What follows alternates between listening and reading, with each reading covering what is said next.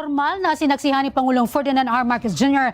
ang makasaysayang paglagda sa mas pinaigting na trade agreement sa pagitan ng Pilipinas at United Arab Emirates. Si Eugene Fernandez, una sa balita, live via phone patch. Yes, Eugene? Zay, isang free trade agreement ang sinelyuhan sa pagitan ng Pilipinas at United Arab Emirates. Kasabayan ng isinagawang 2 araw na working visit ng Pangulong Ferdinand R. Marcos Jr. sa UAE.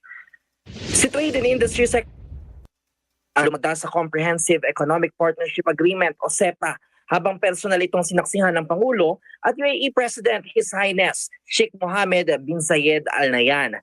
Inaasahan na sa pamamagitan nito ay mapapababa ang mga taripa, mapapalakas ang market access para sa mga produkto. Kami ang mamumuhunan at lilikha ng mas maraming oportunidad sa mga Pilipino, lalo na yung mga nasa UAE. Mapapalakas din ito ang pag-export ng Pilipinas sa UAE ng 9.18%.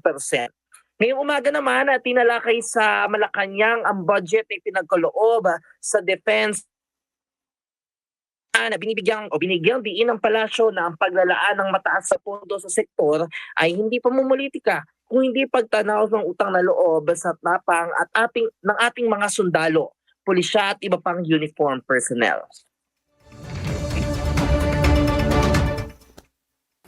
Ang adjustments ay bahagi ng pagkilala ni Pangulong Marcos Jr. sa ating military at uniformed personnel, sa kanilang kabayanihan, sa buhay na handang ialay para sa bayan, sa kanilang pagod upang masiguro ang kaayusan, kapayapaan at kaligtasan ng lahat, sa kanilang tapang at higit sa lahat, sa kanilang sakripisyo para sa bayan.